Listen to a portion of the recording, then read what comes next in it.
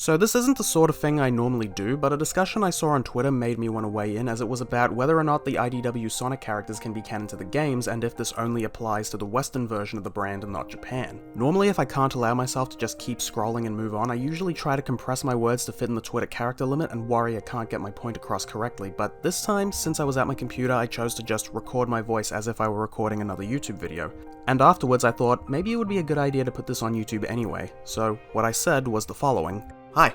Thought this would be easier than just a wall of Twitter text. So I was initially confused by your previous statement, given Sonic Team seemingly are going all out and confirming IDW as canon, as well as the fact that it was made to follow up Sonic Forces. And yes, while I agree there are issues with that, there are also issues in the main series itself. Sonic 4 episode Metal and 2, or Lost World, and Sonic Forces. I have my own reservations and feelings on certain aspects of the main canon. Anyway, this isn't about that. I read one of your other replies that gave me my missing context. It's as simple as this. Sega of America, the lore team Tails Tubes tell the fans what they want to hear. Sega of Japan, Sonic Team tells the fans the truth. So I'm not too in the know about the discourse between US Sonic vs JP Sonic, but I am semi-aware. And making this clear, I'm not here to make an opposing argument or to attempt to change your mind on anything, but there are a few things of note I wanted to point out. While it is typical for Japanese franchises to be changed from their intended form when localized to English, the Sonic series isn't typical. From the start, Sonic 1 was personally tailored for a Western market, and the majority of the series has been made in strong collaboration between Japan and the US, with Sonic 2 and 3 being developed in the US by its Japanese staff. Now, Sega of America is known for changing up Sonic in the 90s, interrupting myself here since I have time to elaborate now. What I mean here is, even though Sonic was made in Japan, tailor-made for a Western audience, it was at a time where Sega of America was a lot more independent from Sega in Japan, as it was more difficult to communicate across different sides of the world, plus the language barrier. So back then, Sega of America had a lot more creative freedoms in both business and marketing decisions, which famously would later cause them problems when it came to the Sega 32X and Saturn. And as for Sonic, when he was brought into the West, they had a very different idea of how to market him. His original Japanese design intended for a US audience was updated with the famous Mohawk look by artist Greg Martin, which would become the face Sonic was known by, as it was presented in all the game cover art, promotional material, comics, and cartoons. They even wrote their own internal brand bible, creating their own lore about Sonic being 16 years old, living on a planet called Mobius, and changing Eggman's name to Dr. Robotnik, and gave him a new backstory and made him look like this. Anyway, back to the video. But by Sonic Adventure, that was no longer the case because Sonic Team's Japanese staff took more control and were directly involved in the localization process, especially with the English voice acting. Adding to this again, from Sonic Adventure onwards, the vision for the Sonic series was made more synchronized and consistent between regions, and would even take a few elements from the old US take, not previously present in Japan, such as Sonic's love for chili dogs, and more well-known, keeping the name Dr. Robotnik, but introducing a reason for Sonic to call him Eggman in the English version, and both chili dogs and the name Robotnik would continue to be used in Japan for years to come. And to this day, their senior staff are still the ones making final decisions on everything made for their Western brand, as even with Ian Flynn's game scripts and many things from IDW have direct involvement from them, and actively deny or ask for changes of aspects made by the English staff. On top of that, the Western side of Sonic gets more attention and focus because it has always been their primary market for Sonic, as in Japan, Sonic has never been as big, and a lot of the changes between the US and Japan are due to them wanting to tailor things better for a Japanese audience, as a lot of stuff rooted in Western culture doesn't carry over too well to that Japanese audience, and rewrites are done to accommodate that. Same as how in a lot of older anime, things rooted in Japanese culture didn't carry over well to a Western audience, which led to direct changes. Jelly-filled donut, anyone? Because when it comes to releasing stuff in different languages and cultures, sometimes a direct word-for-word translation isn't enough and changes are less rooted in creative preference as it is just business decisions. Ironically, this has led to oversights where earlier games like Sonic Adventure 2, which was written in Japanese for the Western release and then translated into English, ended up full of mistakes and translation errors that are better explained in the Japanese versions. Business decisions is also why certain products didn't release in Japan, like Sonic Rivals 1 and 2, which still had Japanese staff working on the story, including Takashi Iizuka himself.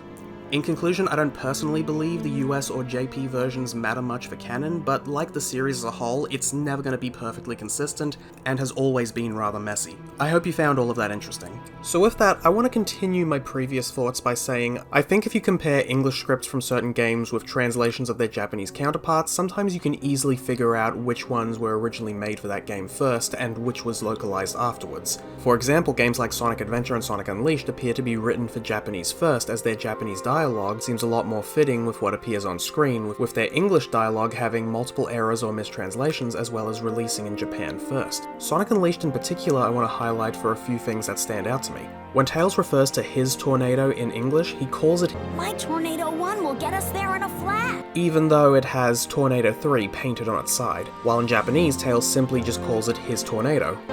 僕のトルネード号なら星が壊れてようとなんだろうと問題ないさ which would make it the third plane he's built after the Tornado 2 and the Cyclone. And later in English, outside the first Gaia temple, Sonic is wondering if this is the Temple of Gaia, only for the very next moment to walk in and say, "What is this place?" And after restoring the Chaos Emerald, says in surprise, "This was the Temple of Gaia!" While in Japanese, when Sonic walks in, he just responds to Chip. And when the emerald is restored, Sonic says, "So this was the Temple of Gaia after all," やっぱりここがガイア神殿か confirming his guess from outside, which is a lot less confusing than the English version. As mentioned before, Sonic Adventure 2 was written by Japanese staff for the Western audience, and even the game itself was developed in the US as Sonic Team had relocated there at the time. But the voiceovers and lip-sync animations for Japanese was made first, with the English dialogue in the final game not matching the cutscene animations, leading to characters cutting each other off mid-sentence. Which is why typically when something is being dubbed or localized from Japanese to English, it's often a necessity to reword sentences and keep the same context, as the new sentences are intended to match the timing of the Japanese mouth movements better. But even in the Japanese version of the game, text can still be seen on screen depicting the English version of the script, even though it doesn't match with the Japanese dialogue. Basically what I'm saying is Sonic Adventure 2 was a big ol' mess for both English and Japanese. Now, things became really different in the 2010s. Games like Sonic Colors, Generations, and Lost World were written in English first by English writers Ken Pontac and Warren Graff, instead of Japanese staff at Sonic Team. Yasushi Otake, who rewrote Colors for a Japanese audience with minor changes, but is also credited as coming up with the scenarios Pontac and Graff would write for. And in an interview, Ken Pontac confirmed Sonic Team basically already had a general idea of what they wanted to happen in the story. But Sonic Generations? Oh, okay. While researching this, I found it super frustrating because I can't seem to find any information regarding who was involved in adapting Sonic Generations to Japanese.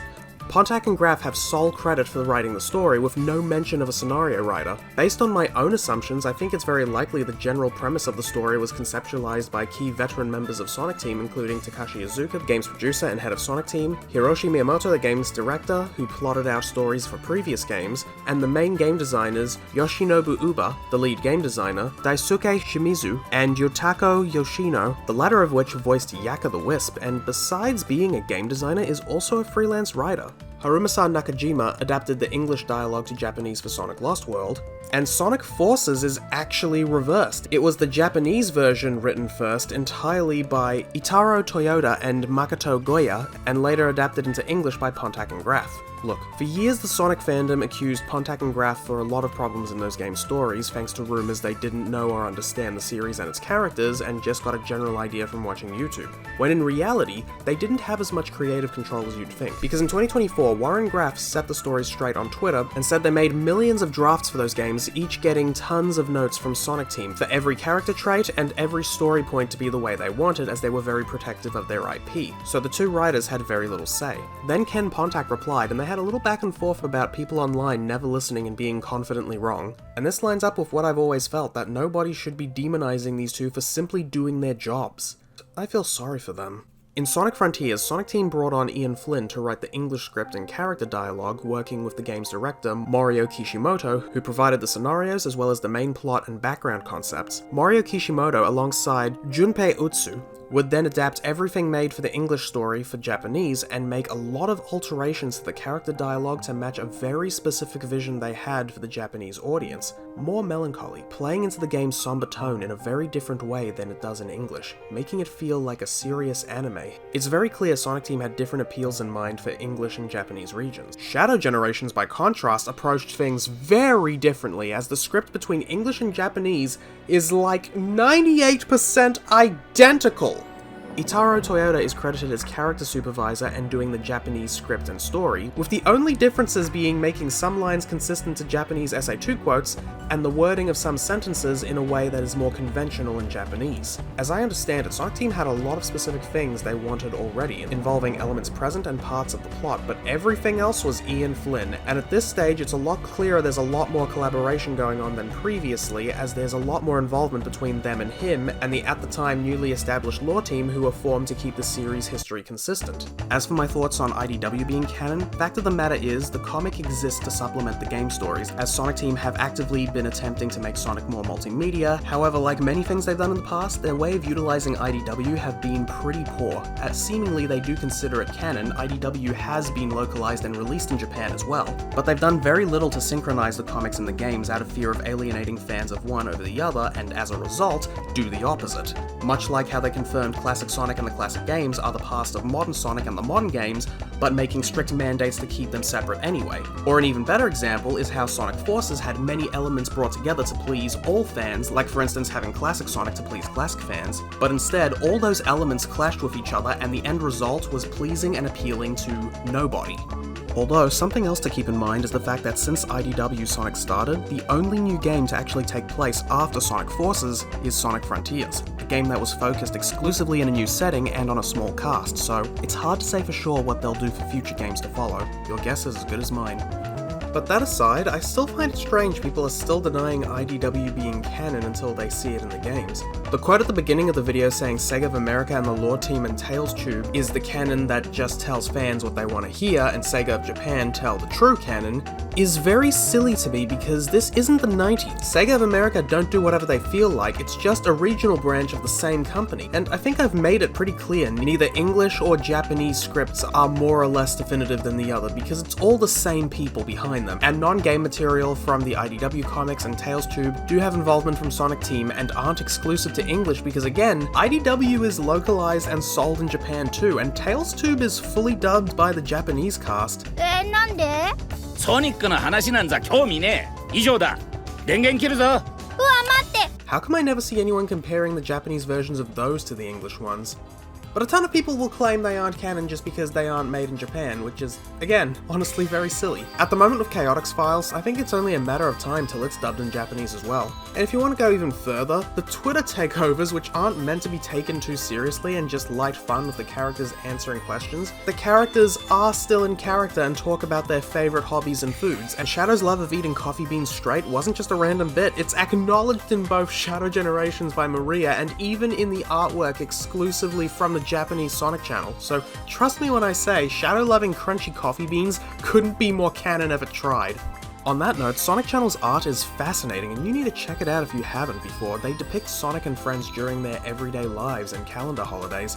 I think it's clear to me that it's not worth anyone's time and energy complaining about minor differences like what specific words Sonic articulates his sentences with, because we all love this series all the same, and I hope you learned something interesting today. Stay tuned, and stay awesome.